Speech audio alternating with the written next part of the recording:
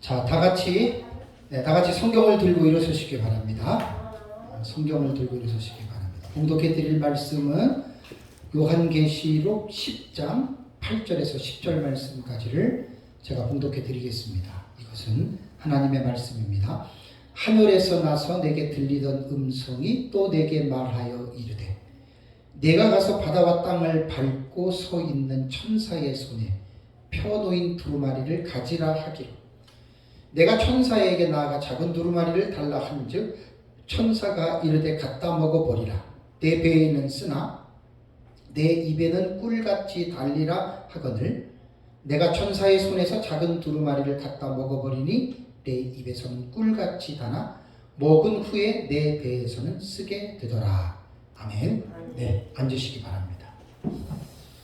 오전에 제가 작은 책이라고 하는 비블라리디온이라고 하는 이 헬라어 단어와 그 다음에 그냥 두루마리로 된 비블리온이라고 하는 이 단어에 대한 차이에 대해서 제가 말씀을 드렸죠. 동의어로 보시면 됩니다. 동의어로 여러분들이 보시면 되겠고요.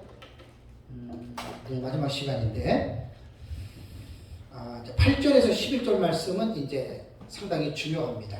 그러니까 앞에 부분에 보면은 일곱 천사에 대한 그 모습에 대해서만 지금 우리가 살펴봤잖아요. 근데 이제 여기서 보면은 이제 그 사도 요한이 들은 음성과 작은 책을 받아 먹으라 그러는데 그들에게 주어진 사명에 관한 이야기입니다. 사실 어떻게 보면 두 중인의 본론적인 내용이라고 볼 수 있고, 그러나 이것은 사도 요한이 이 행위자로 이제 묘사하고 있는데, 사도 요한은 행위자로 묘사하고 있지만 사도 요한은 대행적으로 행위를 했고 예표론적인 차원에서 우리는 이 본문을 우리가 읽어야 된다라고 하는 것 여러분들이 기억해야 됩니다. 10장 8절을 보면은 천사의 손에 펴놓인 두루마리 있잖아요. 그죠? 이 두루마리는 비블리온입니다. 작은 이라고 하는 리틀이 들어간 이 부분은 비블라리디온이고 그냥 두루마리는 그냥 비블리온입니다. 책이라고 하는 그런 의미입니다. 이제 요한계시록에서는 두루마리가 19번 사용됩니다. 498페이지입니다. 요한계시록 1장 11절에 내가 보는 것을 두루마리에 써서 그랬잖아요. 그죠? 사도 요한에게 7교회에 보내라고 말씀하셨죠. 그리고 이제 요한계시록 5장에 보면은 보좌에 앉으신 이의 오른손에 성부 하나님의 오른손에 7인으로 봉인된 두루마리가 나오죠. 8번 나옵니다. 그리고 요한계시록 6장 14절에 하늘이 어떻게 해요? 두루마리처럼 말리는 것이 나오죠. 그죠? 6째 인을 뗄 때 하늘이 두루마리처럼 말리는 것 같이 떠나가는 것으로 나오는데, 요한계시록 10장에는 신생천사가 가지고 펴놓인 두루마리가 등장해요. 4번. 여긴 비블라리디온, 작은 책 이렇게 나오잖아요. 그리고 요한계시록 22장에 등장하는 것이 또 이 두루마리가 5번 나오고요.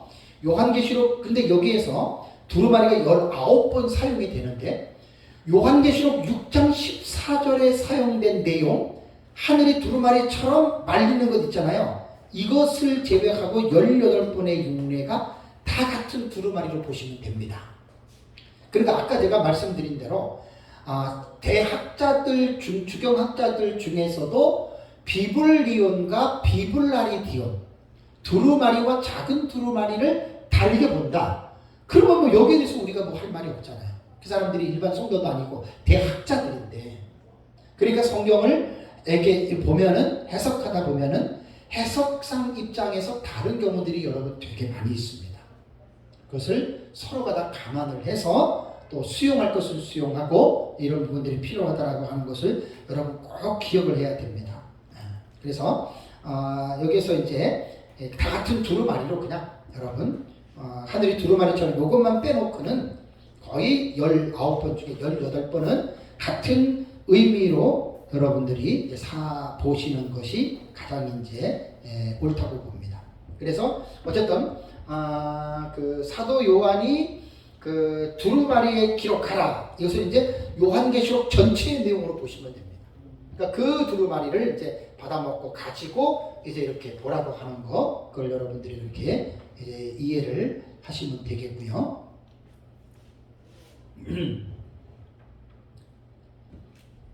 그럼 이제 9절을 볼까요? 9절과 10절. 9절과 10절을 보면은 내가 천사에게 나아가 작은 두루마리를 달라 한즉, 요한이 두루마리에게 이제는 천사와 대화를 하죠. 작은 두루마리를 달라 한즉, 작은이라고 하는 말은 비블라리티온입니다.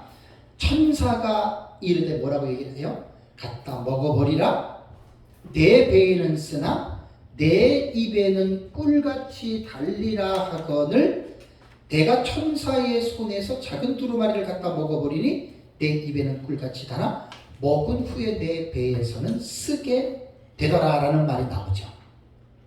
자, 이제 이 본문의 내용을 그대로 이제 묘사를 했는데, 요한이 천사의 지시대로 비블라리디온, 작은 두루마리입니다.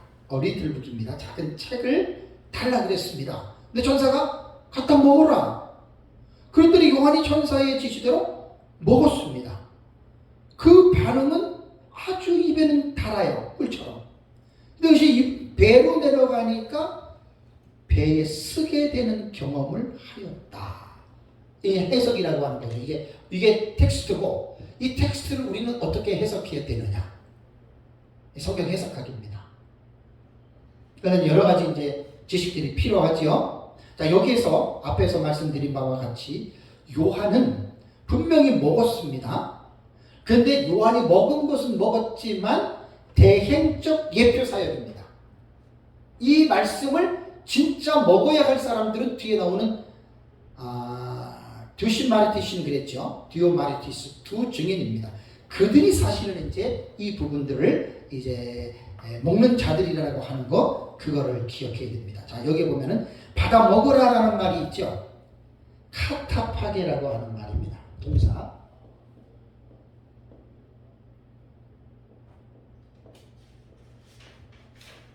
카타파게. 요 카타파게라고 하는 동사는 제가 이제 사실 지금 제 책은 동사에 대한 부분을 많이 제가 간과했어요. 왜냐하면 성경을 여러분이 읽다 보면 헬라 같은 경우는요, 동사에 관심을 가져야 됩니다. 헬라어는 동사 언어라 그래요. 히브리어도.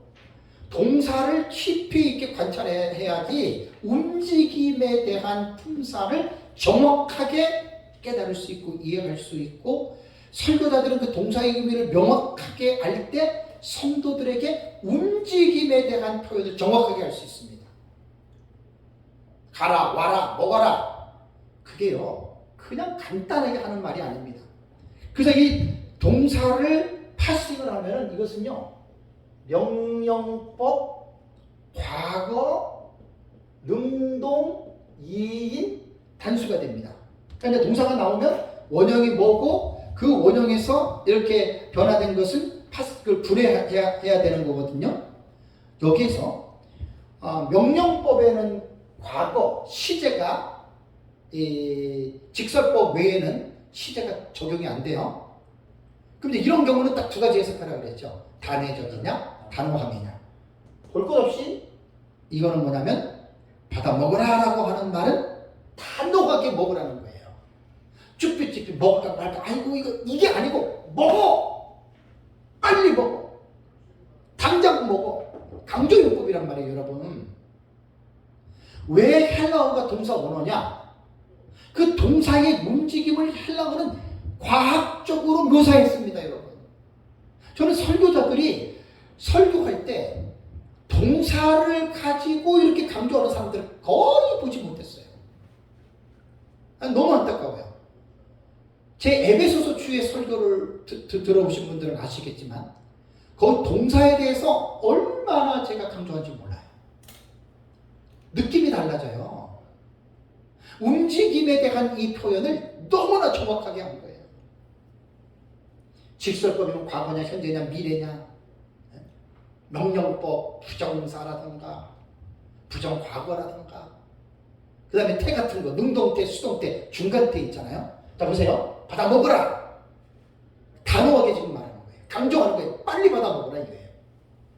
분명하게 받아 먹으라는 거예요. 확실하게 받아 먹으라는 거예요. 이게 단호함의 해석인데, 태가 능동태죠. 태는 움직임의 방향을 말하는 거예요. 능동태는 뭐죠? 자원하는 마음으로 하는 거예요. 억지로 아니라는 말이에요. 이런 부분들을 설교자가 놓치면 안 돼요. 그 성도들 하여금 여러분들이 능동적으로 자원해서 받아 먹으십시오라고 하는 이 의미를 설교자는 전달해 줘야 돼요. 그 성도들은 이 말씀을 듣고 능동태의 의미를 자각하면 내가 하기 싫고 억지로 목사님이 나오라니까 나오고, 이거는 능동적이 아니잖아요. 그 태를 분명하게 가르치시라는 얘기, 성도들한테. 중간태는 능동적인 해석을 하지만 자기 자신을 위해서 하는 거예요. 자기 자신을 위해서, 남을 위해서 하는 게 아니에요. 나를 위해서 하는 거예요. 그래서 이제 동사에는 법, 시제가 나오죠. 그 다음에 태가 나오죠. 성수격 나오잖아요. 보통 6개로 동사를 파싱하고 분해를 해야 돼요.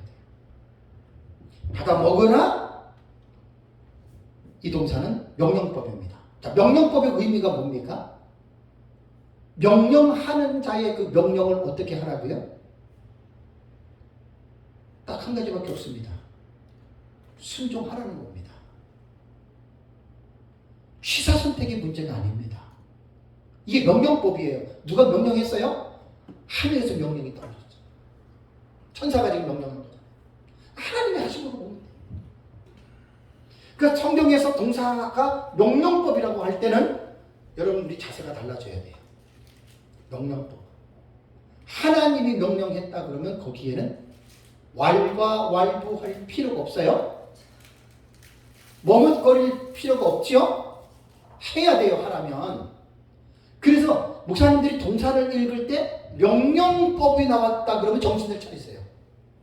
그리고 그 동사를 내가 명령하는 게 아니고 목사가 명령하는 게 아니라고요. 제가 여러분들에게 받아 먹으라고 명령하는 게 아니라 하나님이 여러분들에게 받아 먹으라고 명령하시는 거기 때문에 여러분들은 어떻게 먹어야 됩니다. 태가 무슨 태? 능동태. 억지가 아니고 자원하는 마음으로. 이게 책임과 의무가 있어요. 능동태는.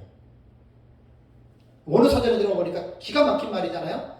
책임과 의무가 있는 거예요. 능동태는 항상 내가 해야 할, 자원해서 해야 할 책임과 의무가 있다. 그래, 신약성경에서 여러분 동사가 몇천 개 나오는데 이거 설교할 때마다 본문에서 동사 하나만, 요리하는 것만 딱 배워두면은요 설교가 달라져요. 설교. 동사 딱 설명할 때 의미가 달라지고 성도들이 귀와 눈이 열리게 됩니다. 분명합니다, 여러분. 능동태로 여러분들이 자원하는 마음으로 하십시오라고 하는 거를 목사가 성도들한테 빌면서 아부하면서, 아이고 참 그게 동사를 하나 제대로 못 읽고 무슨 소리를 합니까? 이건 받아 먹으라고 하는 말은 성도들에게 지금 이 말씀을 전해주는 거잖아요. 또 목회자들에게 전해주는 거잖아요. 억지가 아닙니다. 능동입니다. 자원하는 말 반드시 받아 먹어야 됩니다. 안 받아 먹으면 어떻게 되죠? 불순종은 죄잖아요. 그 죄 짓는 거예요. 명령에 불복종하면 죄입니다. 참 이런 거 보면은 참 받아 먹어라. 자, 먹었을 때 입에서는 꿀같이 달았습니다. 배에는 쓰게 됐습니다. 두루마리를 먹는다는 표현은 성경을 막 씹어 먹으라는 그런 말이 아니잖아요. 비유적인 의미입니다. 받아 먹으라는 말은 그 책의 내용을 완전하게 이해하고 공부하면서 소화하라는 얘기예요. 이게 비유적인 의미잖아요. 어떤 사람은 그러더라고요. 우스갯말로 성경을 먹으라 그래가지고 자기는 실제로 씹어 먹었대요. 진짜예요. 옛날에 어떤 사람들 그 얘기 들었는데 여러분 그거 어떻게 생각하세요? 그럴 수 있죠. 옛날에 영어 단어에 시험 먹었다는. 네, 근데 그거야 사람들이 자기 하는 얘기지만 우리 성경 말씀을 가지고 두루마리를 성경을 받아 먹으라 그랬다고 그걸 어떻게 생각하냐면 그거는 정 무식한 거예요. 정의를 쓰는 거죠. 네, 그건 아니거든요. 그러니까 비유적인 의미로 이 내용을 작은 두루마리에 기록한 요한계시록의 내용을 완전하게 이해하고 소화하려면 공부해야 되잖아요. 그죠? 묵상해야 되잖아요. 그리고 원어도 봐야 되고 다른 책도 보고 이게 받아 먹으라는 말입니다. 이게 지금 되게 중요한 거예요. 왜? 두중인은 아무나 되는 게 아니에요. 작은 두루마리를 받아 먹은 자가 두중인이 되는 거예요. 그러니까 왜 우리가 지금 이 공부를 하죠? 이 공부하는 행위가 작은 두루마리를 지금 어떻게 해요? 받아 먹는 거예요. 여러분들이 지금 나오신 거 억지로 나왔나요? 능동태죠? 자원하는 마음으로 나왔잖아요. 단호하게 받아 먹어야 됩니다. 한 시간에 그냥 나왔다가 안 나왔다 들락날락 이게 아니고 단호하게. 자, 하나님의 말씀을 먹는다는 표현이 구약 성경에도 나오더라고요. 자, 시편 119편 103절을 보면 주의 말씀이 마신 내게 어찌 그리 단지요 말씀의 맛이 내 입에 꿀보다 더하니다. 비유적인 겁니다. 시편 기자가 두루마리를 잘라서 이렇게 먹으면서 아이고 달다 그런 말이 아니죠. 예레미야 15장 16절에도 만군의 하나님 여호와시여 나는 주의 이름으로 일컬음을 받는 자라. 내가 주의 말씀을 얻어먹었사오니 주의 말씀은 내게 기쁨과 내 마음의 즐거움이니 주의 말씀을 얻어먹었다. 두루마리를 먹은 게 아니에요. 말씀을 이해하고 받아들이고 소화했다라고 하는 말입니다. 그래서 작은 두루마리를 받아 먹으라는 명령은 종말에 일어날 사실인 장차 될 일의 계시인 계시록의 말씀을 읽고 연구해서 그 내용을 깨달으라는 말이에요. 이게 받아 먹으라는 말입니다. 지금 우리가 지금 지금 먹고 있는 중에 계속해서 매달 한 번 지금 또 여러분도 개인적으로도 공부하는 거 다 그런 행위입니다. 종말에 일어날 사실들을 알지 못하면 종말이 이르러도 알지 못합니다. 진짜입니다, 여러분. 이거 깨어있는 종들은 작은 두루마리의 말씀을 먹고 종말의 시대의 성도들에게 경종을 울리는 말씀을 전하는 것이 이게 여러분 마지막 시대 사명자들인 두중인입니다. 그래서 인류 종말에 1260일 동안 사역하는 두중인들은 모두 다 작은 두루마리의 말씀을 알고 있는 자들입니다. 기도 많이 한다고 뭐 좀 성도들 많이 모였다고 두중인 되는 거 아니에요. 1차적으로는 작은 두루마리를 받아 먹어야 됩니다. 다시 동사를 파생할게요. 명령법 과거예요. 시대 상관없어요. 단호하게 받아 먹어야 돼요. 공부할 때 정신을 차리고 확실하게들 하세요. 우리 유 목사님 같은 경우는 지금 동두천에서 여기까지 2시간 넘게 걸리죠? 이게 몇 년째입니까? 여러분, 이게 바로 지금, 이게 단호함 그걸 말하는 거예요. 단호함을. 여러분, 제가 늘 말씀드리잖아요. 잘 가르치는 사람의 특징이 뭔 줄 아세요? 저 사람 잘 가르친다. 그냥 잘 가르치는 게 아니에요. 뭘 잘해야 돼요? 잘 배우는 사람이 잘 가르칩니다. 이게 명언입니다, 명언. 잘 배우는 사람은 볼 것 없이 잘 가르쳐요. 근데 잘 배우지 않는 사람은 못 가르쳐요. 이거 확실합니다. 잘 배우시기 바랍니다. 그 사람이 잘 가르치는 사람이 반드시 됩니다. 능동태잖아요. 자원하는 마음으로 책임과 의무를 가지고 받아먹으세요. 두 번째는 500페이지 보시면 입에는 달고 배에는 쓰다 그랬잖아요. 도대체 이 말이 뭘까? 입에는 달고 배에는 왜 쓸까? 되게 중요한 표현입니다. 비유법인데 요한이 두루마리를 받아먹을 때는 달았고 배에는 쓰게 됐다는 말이 여러 가지 주장들이 있어요. 일반적으로 입에 단 것은 하나님의 말씀 때문에 달고 쓴 것은 세상이 임할 심판 때문으로 해석하는 사람이 있는데 이 해석은 좀 설득력이 떨어지죠. 제 견해는 두루마리를 먹었을 때 달달하고 한 것은 요한이 하나님의 계시의 말씀을 깨닫게 되다 너무나 감격하는 거예요. 너무나 우와 이런 뜻이었구나. 그걸 저는 달달한 표현을 했고 쓰다라고 하는 것은 계시의 성취 과정에서 예를 들면 너가 두중인이 되고 내가 너를 쓰겠다. 얼마나 달아요. 얼마나 감격해요. 근데 쓰다라고 하는 말은 뭐냐면 그 계시의 과정에서 겪게 될 상황들입니다. 이 상황들이 아픔과 고난이 있다는 거예요. 실제로 계시록에 기록된 계시가 진행될 때 쓰디쓴 일들이 너무 많이 벌어지죠. 그래서 두중인들의 사역을 볼 때에 1260일간의 불사신의 권세를 받아서 사역을 마치면서 나중에 어떻게 돼요? 1260일이 끝나면 무적행으로부터 올라오는 짐승에 의해서 어떻게 됩니까? 다 죽어버리죠. 이게 쓰다라는 표현이에요. 두중인들을 이렇게 비교해서 볼 때 두중인들이 그렇다는 이야기고, 조금의 이제 이 해석을 넓게 본다면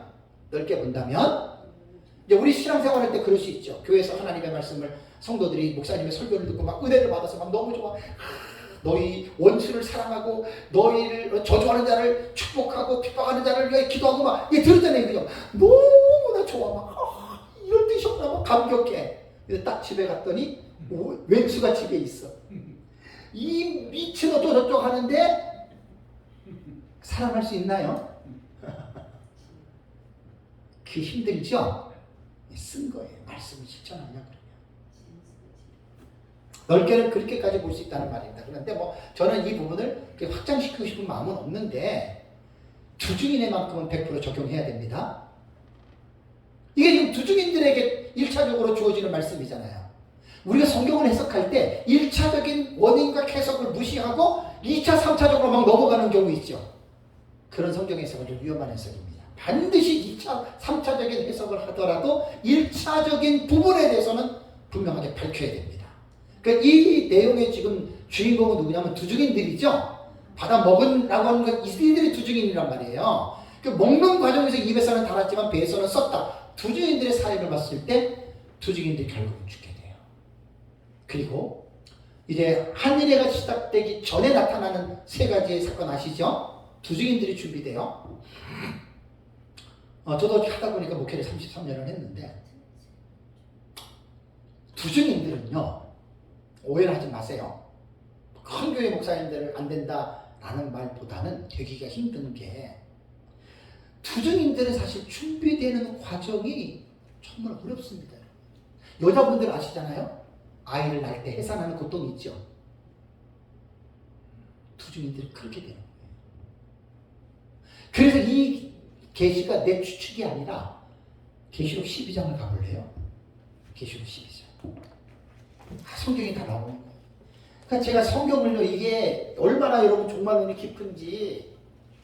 자, 계시록 12장 보세요. 2절을 볼까요? 이 여자가 아이를 베어 해산하게 되매 아파서 애를 쓰면 어떻게 해요? 부르짖더라. 문자적인 의미로 볼 때는 여자가 아이 낳을 때 아프잖아요. 그죠? 아! 소리를 지르잖아요. 뭘 말하는 거예요? 계시록 12장에서 말하는 해로 옷 입은 여자는 교회입니다.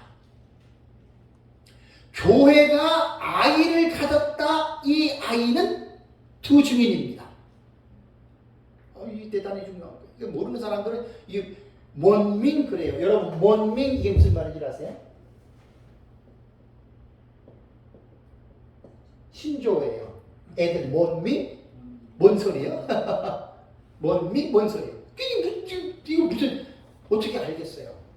해로 옷 입은 여자는 교회고 교회가 잉태한 아이가 두중인입니다. 여러분 마지막 시대 사역자들은 교회를 통해서 나오죠.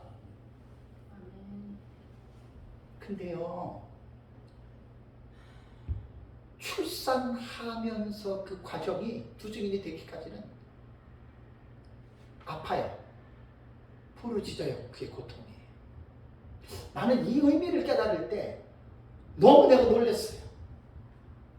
제가 등 따뜻하고 배부른 사람 같으면 뭐 이런 거 제가 뭐 감동이 되겠어요?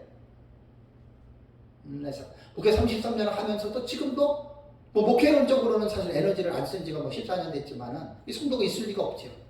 그러니까 성도가 없으니까 어렵잖아요, 목사 생활이. 그러니까 현실적으로 볼 때는 아픈 거예요. 그죠? 괴로운 거예요. 그러면서도 제가 목회를 포기하지 않고 지금 가고 있거든요. 하나님의 100% 기적적인 은혜입니다. 뭔가 감이 안 오세요? 두중인들은 준비되는 과정이 아파요. 고통스러워요. 부르짖는 거예요. 그럼에도 불구하고 포기하지 않고 두 주인의 비전을 가지고 꿋꿋하게 걸어가는 거예요. 이게 제가 옛날에 깨달은 제가 은혜예요.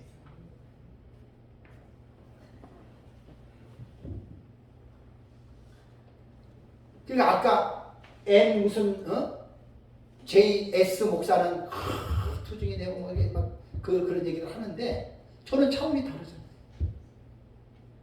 준비될 때 원래 어려운 겁니다. 힘든 겁니다. 원래 이 마지막 때 사역자 사명자의 길을 간다고 하는 거는요. 뭐 이전처럼 막 교회가 부흥돼가지고 아니 그 부흥시대가 끝난 지가 언제입니까? 한국교회 20년이 넘었는데. 한국의 70%가 넘게 80%가 지금 미자립 교회인 거 아시죠? 예? 70%가 넘어요. 미자립 교회. 자립이 안 되는 거예요, 교회가. 그게 70%가 넘는다. 거기 우리 교회 포함됩니다. 그럼에도 불구하고 아까 둘째 시간인가요? 두중인들의 5가지 자격이 있잖아요. 그렇게 살려고 발버둥을 쳐보세요. 그렇게 살려고. 목사님도 최종적으로는 요한계시록을 배우면서 두중인 되려고 여러분 힘써야 되는 거예요. 그게 소망과 비전이에요. 그러면 그냥 말로만 두중인 된다고 기도만 한다고 되는 게 아니라 5가지의 그 자격을 잊어버리면 안 돼요. 왜냐하면 두중인들은 이렇게 살았던 사람들이었기 때문에.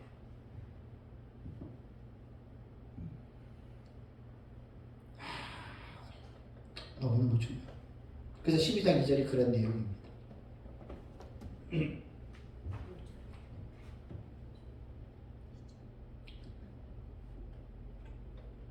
참, 그리고 또 하나. 입에서는 달지만 배에서는 쓰다. 하나님의 은혜를 받을 때 좋지만 현실의 삶 중에서 말씀을 순종하는 삶을 살 때는 쓴 거예요. 고통이 오거든요. 특히 황충화, 제 책에도 잠깐 써놨는데 첫째와 황충화가 성도들이 그 받는 고통이 얼마나 극심하면 죽고 싶을 정도예요. 이건 다시 제가 설명 안 할게요. 이건 아마 3달 전인가 4달 전에 제가 첫째와 할 때 2달 전인가 했던 거 있으니까 다시 이제 제 유튜브에 다 올라갔으니까 그걸 한번 들어보시면은 또 기억에 남을 수가 있겠습니다. 마운스는요, 로버트 마운스 이제 역사의 전천년 주석가인데 그의 주석에서 에드먼의 주해를 인용을 합니다. 제가 이제 주석들을 보면서 두루마리는 두 증인에 대해 말하는데 한번 잘 보세요, 여러분. 지금 제가 여태까지 말한 것하고 이 마운스가 에드먼의 말을 빌려서 하는 말하고 틀린가 다른가 한번 보시라고요. 두루마리는 두 증인에 대해 말하는데 그들은 자신의 증거를 바칠 때에 무적행으로부터 나오는 짐승에 의해 죽임을 당하게 된다. 십자가에 달린 주님처럼 그들의 신체도 방치되어 대중들의 조롱을 당하게 된다. 세상을 향해 자신들의 증거를 신실하게 전할 때에 하나님의 백성들은 순교와 죽음으로부터 어떻게? 구원받는 것이 아니라 순교와 죽음을 통해 거룩한 부활로 구원받는다. 로버트 마운스 275페이지 나옵니다. 요한계시록. 얼마나 멋있습니까, 여러분? 네? 입에는 다나 배에 내려가면 쓰게 된다. 그러니까 저는 제가 계시록을 보고 깨달았던 내용들이 로버트 마운트나 그랜트 오스본 같은 경우는 역사적 전천년주의자들이거든요. 때로는 뭐 그레고리 빌 같은 또 그다음에 WBC 주석의 아우네 같은 이 주석 저한테 다 있어요. 제가 그거 가끔씩 봐요. 중앙에서 딱 들어가 보거든요. 근데 그레고리 빌은 무천년이고 데이비드 아우네는 뭐 무천년 같기도 한데 막 너무 복잡해. 내가 갖고 있는 주석 중에 2400페이지 제일 큰 주석이에요. WBC 주석이. 볼 때마다 이야 참 이 사람은 참 뭐 사본은 말도 안 되고 고대 문은 다 갖고 들어오는 사람이에요. 2400페이지 엄청난 책이에요. 그레고리 빌이 한 2200페이지, 100페이지, 200페이지 되고. 그런데 읽으면서 이제 이런 거를 볼 때 내 마음이 동요가 되잖아요. 그죠? 왜? 의다도 이렇게 보잖아요. 우리도. 그 지식을 많아야 됩니다. 지식이. 기준 없이 지식이 많으면 혼란스러운데 이 말 무슨 말인지 아시죠? 자기 기준 없이 이것저것 갖다가 지식을 채워버리면 혼란스러워요. 그 사람은 더 혼란스러워서 자기 게 없어요. 근데 내 것을 분명하게 갖추고 나서 지식을 많이 갖잖아요. 자랑이나 저처럼 시의적절하게 잘 지식을 사는 거예요. 그래서 내 것에 대한 분명한 기준과 체계를 갖는 것이 제일 중요한 거예요. 신학도 마찬가지예요. 분명한 개혁 신학에 대한 이 체계 없이 이 신학 저 신학 여기 기우 저기 기우 하잖아요. 짬뽕 대우 사람.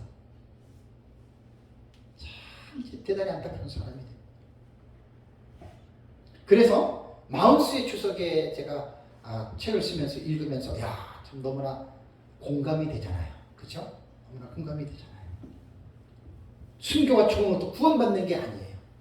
오히려 순교와 죽음을 통해 쓰잖아요. 그죠? 입에는 달았는데 거룩한 부활로 구원받는다. 여기서 이제 첫째 부활을 얘기를 안 해요. 이 사람은. 에드먼은. 우리는 딱 분명하게 얘기하잖아요. 두 증인이 첫째 부활자입니다. 환난 중 순교자. 계시록 20장 4절에 나오죠. 이런 것들을 잘 연결시키는 겁니다. 그래서 우리가 작은 두루마리의 계시의 말씀을 깨달을 때 그 기쁨은 이루 말로 형용할 수 없어요. 너무 단 거 하면 꿀처럼 단 게 어디 있겠어요? 너무 달아요. 근데 이제 그 말씀을 나의 삶 속에 삶의 현장에서 그 말씀대로 살아가다 보면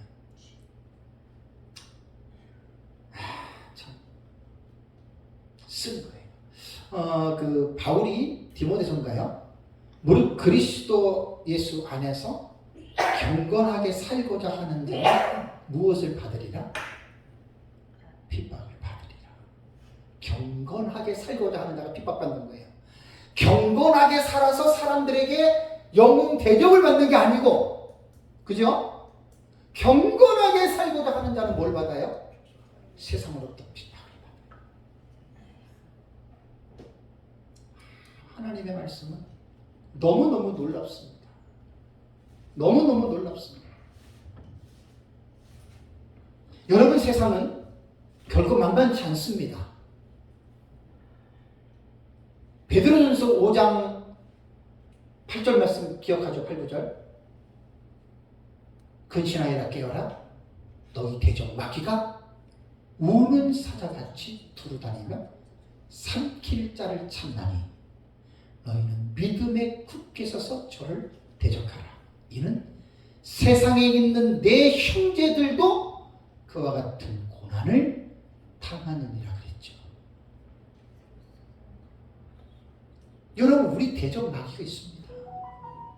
제 에베소서 주의 설교 마지막 부분에 하나님의 전신갑주 설교 2시간 한 거 있습니다. 그 내용 참 그것도 중요한 내용입니다.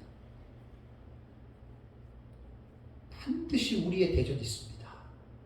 이게 뭐냐면 그냥 하나님의 뜻대로 살지 않고 그냥 자기 마음대로 사는 교인들 있잖아요. 네? 그런 사람들은 이미 반죽 잡혀먹은 사람이에요. 그 수하에 들어가 있기 때문에 마귀가 건드리지도 않아. 왜? 구원받은 그 사람이 자기 말 잘 듣거든. 목사도 그냥 정치한다고 나가고 뭐 한다고 나가고 챙긴다고 나가고 그냥 마귀에게 속아서 그렇게 하는 거거든요. 건들지 않아요. 근데 마귀가 누구에게 달려드는 줄 아세요? 바르게 서 있는 사람. 하나님의 뜻대로 살려고 바르게 서서 발버둥 치는 사람. 마귀의 첫 번째 목표입니다. 조심하셔야 돼요. 호사다마 아시죠? 좋은 일 막아낍니다. 목회를 하면서 많이 봤어요. 저는 성도들. 처음에 예수 믿고 교회 나왔어. 와, 이제 다 된 줄 알지. 뭐가 다 돼요? 뭐가 그때부터 막 이루어져요? 마귀 공격하잖아요. 그 공격에서 이겨내는 사람들이 그렇게 별로 없더라고요. 그래서 교회는 제가 이제 목회를 전념하지 않아서 참 죄송하긴 한데 진짜 교회는 기도 많이들 해야 돼요. 새신자가 교회 왔다? 온 곳으로 초과하면 안 돼요. 그를 위해서 이제 목회자부터 시작해서 끊임없이 영적으로 기도를 지원해 주셔야 돼요. 왜? 마귀가 이제는 똥줄 탔잖아요. 이 사람이 교회를 나갔잖아요. 나가서 이제 말씀을 듣고 성경을 배우잖아요. 그 사람이 그리스도인이 되어버리면은 마귀는 그동안에 자기가 갖고 놀던 놀잇감이 사라지잖아요. 얼마나 심심하겠어요. 그러니까 끝까지 달려들어서 마귀가 공격합니다. 마귀에 대해서는 극단적인 두 가지 생각이 있습니다. 마귀가 어디 있어? 이 생각하고 저거 마귀야. 모든 게 마귀야. 똑같이 잘못된 사람입니다. 마귀가 있습니다. 베드로전서 5장 8절 9절 말씀이 그 말씀이잖아요. 친구 우는 습관 마귀는 쉬는 시간이 없고 잠자는 시간이 없어요. 계속적으로 하나님의 택자들을 대상으로 공격합니다. 이걸 잊어버리시면 안 됩니다. 그래서 하나님의 전신갑주를 입고 마귀를 대적해야 됩니다. 그 에베소서 말씀이 이제 나오잖아요.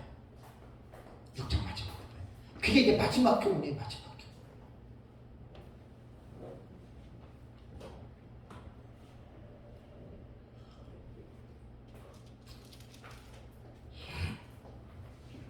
참 중요한 부분인데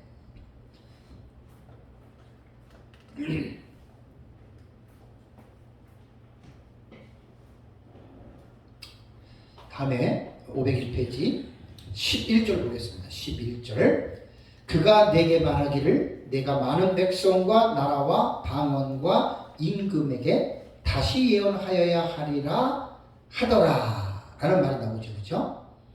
이게 이제 두루마리를 받아먹은 자들의 사명이거든요. 그러면 여기에서 보면은 요한은 작은 두루마리를 받아먹었습니다. 힘센 천사가 이제 받아먹은 요한에게 앞으로 어떠한 일을 감당해야 할 사명을 지금 말하는 거예요. 사명. 두 증인들이 지금 되게 지금 중요한 거예요. 왜 두 증인이 필요하냐? 이것 때문에 필요한 거거든요. 요한에게 주어진 사명은 내가 많은 백성과 나라와 방언과 임금에게 뭘 해야 된다? 다시 예언하여야 하리라. 다시 예언한다라고 하는 이 말의 의미가 대단히 의미심장한 말입니다. 예언은 예언인데 어떤 예언? 다시 예언해야 된다. 범위가 세계적입니다. 많은 백성과 나라와 방언과 임금 이렇게 얘기했잖아요. 편어인 작은 두루마리는 그 상태로 있어서는 안 됩니다. 지금 요한계시록은 성경 안에 요한계시록 자체로 있어서는 안 됩니다. 특히 말세의 사역자들은 목사들은 편어인 두루마리를 받아 먹어야 됩니다. 지금 10장에서 말하는 중요한 의미가 두 증인들이 될 사람들에게 이것을 지금 강조하고 있는 거예요.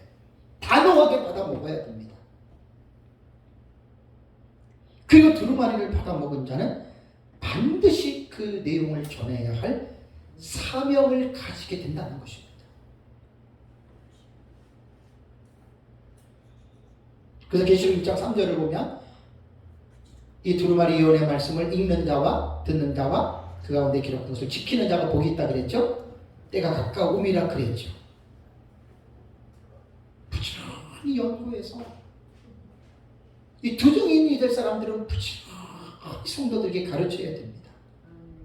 특히 인류 종말의 예수 그리스도의 재림 직전에 한 일의 상황이 도래하게 되면 이제 이 작은 두루마리를 받아먹은 두 증인이 어떻게 사역하냐면 이제 다음 달에 보겠는데 11장에 들어가면 굵은 베옷을 입고 1260일 동안 전 세계적으로 영원한 복음을 예언하게 되는데 어떤 예언이라고요?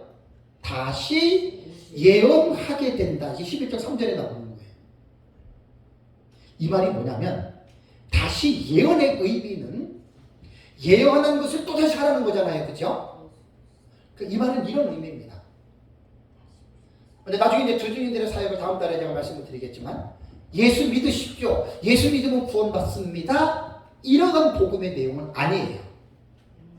영원한 복음을 전하고 다시 예언한다라고 하는 말은 물론 예수 그리스도를 믿어야 구원을 받는다라고 말하는 것은 복음의 전파가 맞지만 두주님들이 1260일 동안 마지막 시대 하는 사이가 다시 예언하라고 하는 말은 뭐냐면 이미 예언을 받고 복음을 받아들이고 구원받은 성도들에게 다시 예언의 의미는 다시 예수를 믿고 구원받아라가 아니라 구원받은 자로서 당신은 지금 영적인 잠을 자고 있지 않습니까? 그 말이에요. 그 상태에서 깨어나십시오. 대단히 중요합니다. 예수님이 내가 말세에 믿음을 보겠느냐 그랬죠. 믿음을 보지 않는다는 말이 아니에요. 그만큼 마지막 때에는 롯의 때와 그 다음에 노아의 때와 같이 구원받은 하나님의 사람들이 어떻게 산다고요? 열처녀 비유 마태복음 25장 잘 기억하세요. 신랑이 더디 오므로 열처녀가 다 어떻게 됐어요? 똑같습니다. 열처녀가 신랑이 더디 오므로 열처녀가 어떻게 했어요? 다 함께 졸며 또 함께 뭐 했어요? 함께 자며 졸았어요. 여러분 이 의미들을 이게 되게 중요한 말이에요. 열처녀 비유에서 신부는 성도고 신랑은 예수 그리스도예요. 예수 그리스도의 재림이 혼인잔치예요. 그 본문을 그렇게 읽으셔야 된다고요. 근데 신랑이 더디 온다라고 하는 말은 2000년 전에 예수님 승천하시면서 곧 온다 그랬죠? 2000년 지났는데 왔어요? 안 왔어요? 안 왔죠. 더디 오잖아요. 그러니까 시간이 오래될수록 신약시대 성도들은 어떤 생각을 가져요? 뭐 예수님 재림한다고 해놓고 2000년이 지나도 안 왔잖아요. 그리고 계시록에 보면 그가 속효리라 퀴클이란 말이에요. 빨리 온단 말이에요. 2000년이 지나도 안 왔어요. 그럼 어떻게 될 생각하겠어요? 에이 성경이. 그래서 하나님의 시간과 사람의 시간 제가 아이오니오스, 크로노스, 그 다음에 카이로스 의미를 말씀을 드렸잖아요.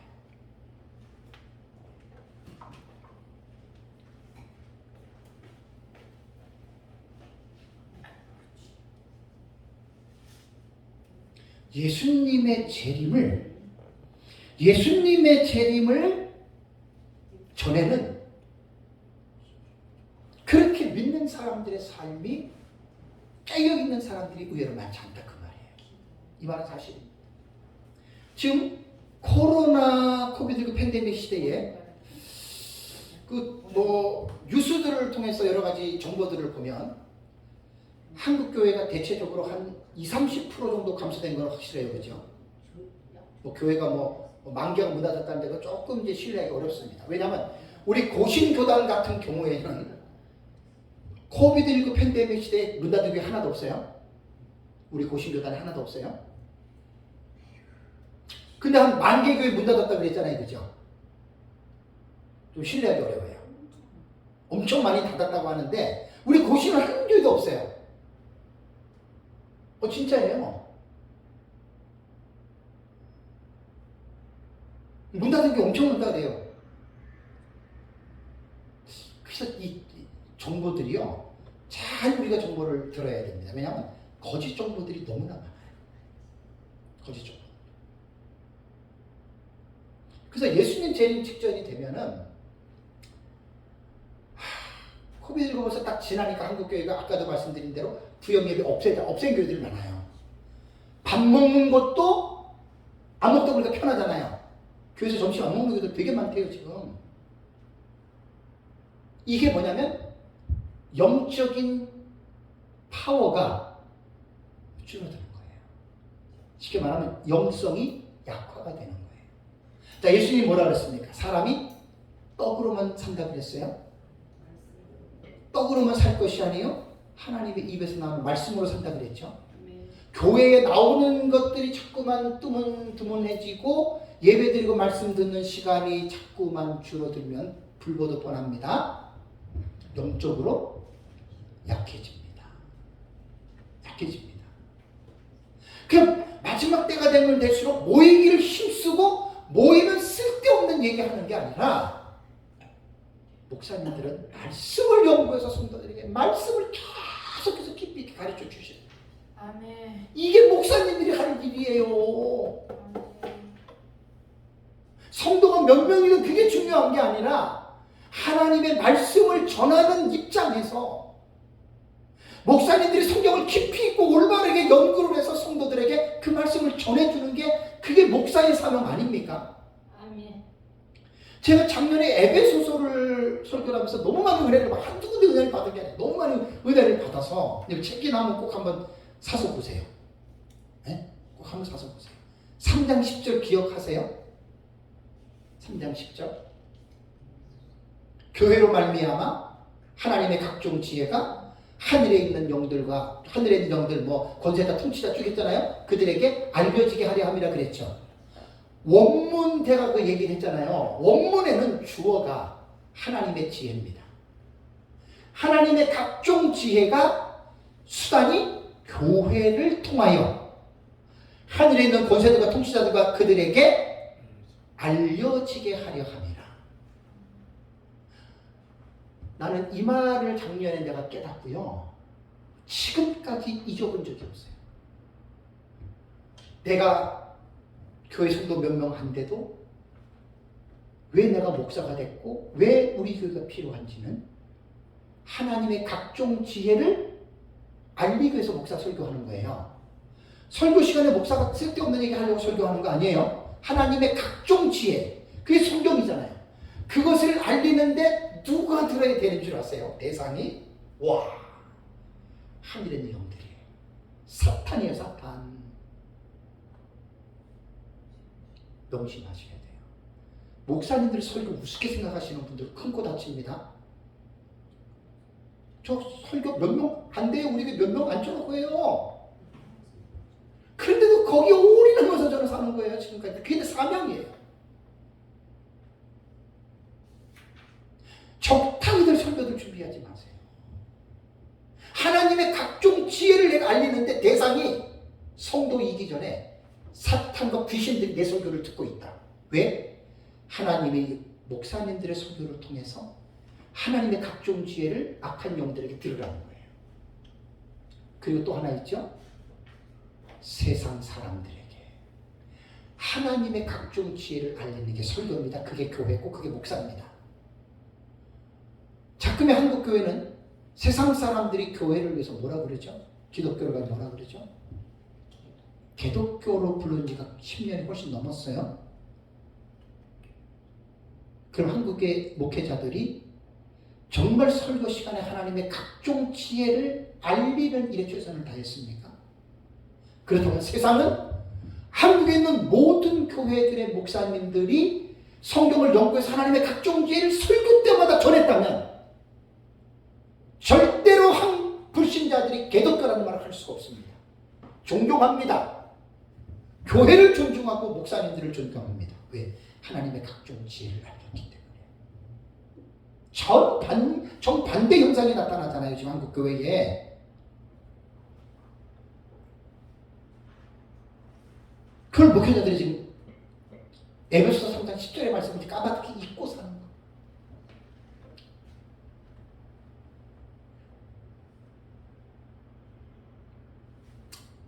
가슴 아픈 일입니다. 다시 예언하리라고 하는 말에 계시록 11장 3절을 보면은 두 증인들이 굵은 베옷을 입고 사역을 하죠. 요거 이제 11장 3절 다음 달에 주의할 때 말씀을 드리겠습니다. 왜 굵은 베옷을 입지요? 이거 애통하고 회개하는 마음으로 사역하는 거예요.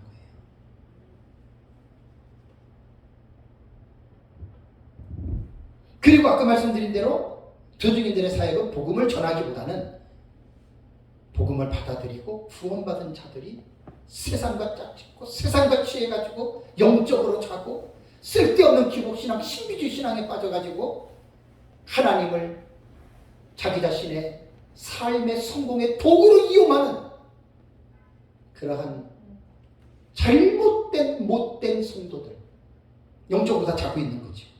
그러한 자들을 깨우는 게 두 증인입니다. 그게 바로 투중인의 삶. 왜? 이제 예수님의 재림이 얼마 안 남았잖아요. 그죠? 예수님의 재림이 얼마 안 남았는데 신부가 지금 신랑이 결혼하려고 오는데 신부가 그걸 몰라. 또 몸단장하고 마음단장 해야 되잖아요. 몸단장도 안 하고 맨날 그냥 머리 푸시하고 그냥 화장도 안 하고 그냥 그냥 그렇게 살다가 신랑 오면 어떻게 하려고 그래요? 그 신부가 아름다워야지. 그래도 신랑이 결혼하고 싶은 마음이 있지. 머리 닦고 이빨 안 닦고 그냥 푸시시해가지고 밤낮 그냥 처녀가 그냥 몸빼내 입고 다니고 쇠파 치기 끌고 다니고 여러분 내가 지금 좀 쉽게 설명하기 위해서 말씀드려요. 자, 지금 만약에 예수님 온다고 생각해 보십시오. 한국교회 지금 잘 돼봤자 400만 정도밖에 안 돼요. 예배 인구가 400만 정도 될까 그래요. 지금 만약에 예수님이 딱 재림했어요. 그렇다고 나팔 가운데 딱 재림했어요. 오, 예수님하고 이렇게 기쁘게 예수님 맞이할 사람이 얼마나 될 것 같아요? 자, 부부간에 이혼했어. 싸워가지고 각방 써. 장로끼리 서로 싸우고 교회끼리 싸워가지고 목사하고 싸워가지고 교회 갈라가지고 옆에 개척했어. 예수님 왔어요. 실제예요. 어떻게 했어요 그 사람들? 네? 어떻게 했어요? 마음 편하겠어요? 쥐구멍이 있으면 들어가려고 하겠죠. 재림신앙 종말신앙은 이거를 가르쳐주는 거예요. 성도들에게. 예수님 재림이 가까웠습니다. 정신 차리십시오. 여러분 부부끼리 싸웠으면 빨리 화해하십시오. 왜? 예수님 재림할 때 부끄러움이 없이 만나게 하기 위함이라는 말씀 나오죠. 부끄러움 없이 살아가라는 말이에요 지금. 그럼 예수님의 재림이 예고되고 언제 온다고 말하고 옵니까?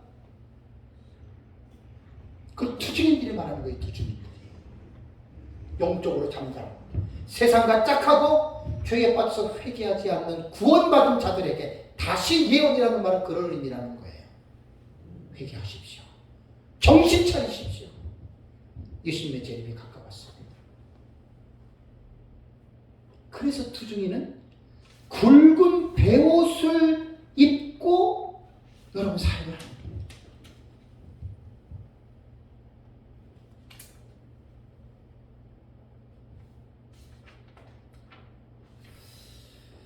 저 지금 이제 굵은 베옷을 입고 여기에서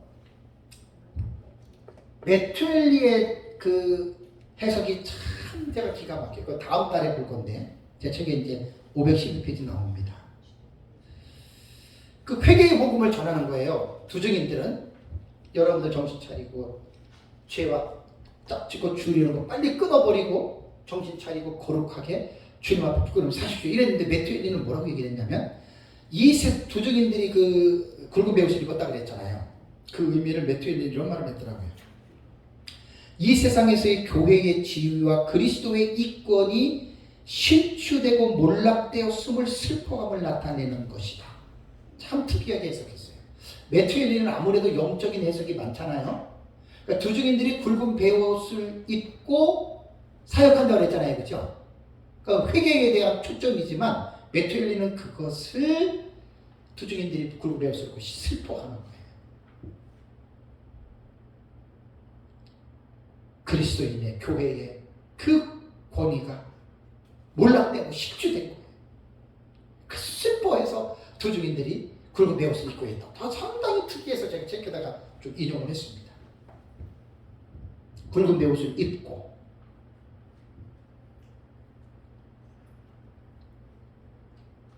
지지난주 8월 13일 날 주일 오전 예배에 제 설교에 유튜브에 올라가 있는 예수님의 재림을 진심으로 믿는가 꼭 한번 들어보세요. 지지난주 설교예요. 오전 예배. 여기 이제 그 재림에 대해서 예수님의 재림을 정말 믿는 사람들은 이렇게 산다. 성경을 가지고 제가 설교한 내용입니다. 어쨌든 이 본문에서 이제 말씀을 좀 맺겠는데요. 7절에서 지금 9절에서 11절의 말씀은 사도 요한에게 지금 두루마리를 받아 먹어라, 그리고 다시 예언하라, 그 다음에 두루마리를 또 10장 8절에 가지라 그랬잖아요. 그죠? 두루마리를 가지라, 먹어라, 예언하라, 이렇게 얘기를 했잖아요. 그죠? 여기에서 이 말은 요한이 본문상으로 볼 때는 요한이 한 것이 맞아요. 아까 첫 시간에도 말씀드린 대로 대행적 예표 사역, 이거를 꼭 기억하세요.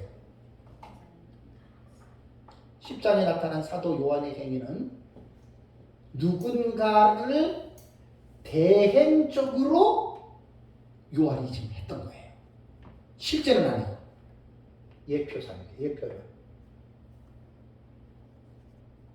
이것이 누구냐? 누구를 대행했느냐? 두 주민입니다. 듀신,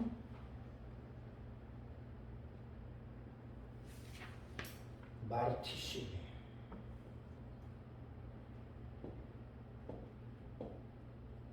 듀오 마르티스. 듀오 마르티스. 원래 듀오 두 증인인데 이게 이제 명사 역격으로 나와가지고 이제 또 어미가 좀 바뀐 거예요. 두 증인.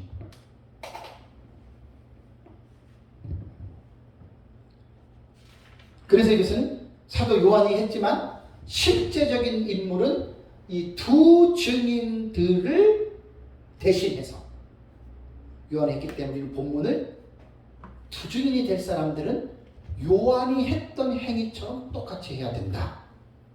두루마리를 받아 먹으라고 해서 종이를 씹어 먹는 게 아니라 이 말씀을 비유적으로 했기 때문에 잘 연구하고 잘 공부해서 소화시키고 이해하는 거예요.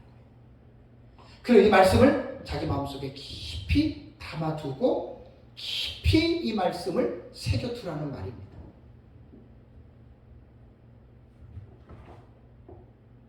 그러고 나서 이제 오늘 11장 1절 2절까지 봐야 되는데 좀 시간상 여기서 제가 마칠게요. 두 증인의 사역에서 이제 1절과 2절은 또 4개 1절에 나오죠. 11장 1절에 1절과 2절에 또 4개 지팡이 같은 갈대를 주고, 이것도 요한에게 하라고 한 겁니다. 그렇지만 요한이 이렇게 한 게 아니고 나중에 실제적인 인물인 두 증인들이 사역을 할 때 이 사역을 한다는 거예요. 그래서 성경 해석이 중요한 거예요. 해석이. 다음 달에 이제 11장 1절과 2절 이제 해석이 들어갑니다. 다음 달에는 이제 두 증인에 대한 아주 구체적인 이 내용들을 다음 달에는 이제 11장 전체를 살펴볼 건데요. 상당히 너무나 이제 중요한 부분들입니다. 중요한 부분들이고, 목사님들이 어쨌든 제 책으로 제가 계속 강의를 하니까 이 책을 잘 여러분들이 읽으십시오. 제가 지금도 이 책을 보면서 지금도 이해가 안 돼요. 내가 이걸 어떻게 썼는지 지금 생각해도 이해가 안 돼요. 좀 하나님의 은혜로 제가 썼습니다. 하나님의 은혜로 썼고, 어쨌든 이것이 정말 묘목사님한테 배워서 또 제 나름대로 또 종합 정리하는 차원에서 썼는데, 정말 이 책이 공식적으로 알려지지는 않았어요. 이게 책이 막 서점에 나가가지고 뭐 어디에서 뭐 이렇게 유튜브로 뭐 책 소개하고 신문에 나오고 그런 한 번도 없어요. 그냥 우리 카페에나 좀 올려놔서 카페를 통해서 한 7, 8명 개인적으로 산 것 같고, 그 외에 또 소문 들어가지고 이제 뭐 이렇게 구입을 하셨는데 그렇게 많지는 않아요. 거의 내가 조파는 제 선후배들에게, 이렇게 아시는 분들에게 내가 보통 선물을 많이 했고, 그래서 이제 한 60권, 70권 남았어요. 500권에서. 그래서 이제 요거 이제 지금 이 초판에는 그 오타가 되게 많아요. 거의 다 잡았어요. 지금 수정해야 될 거 거의 다 했어요.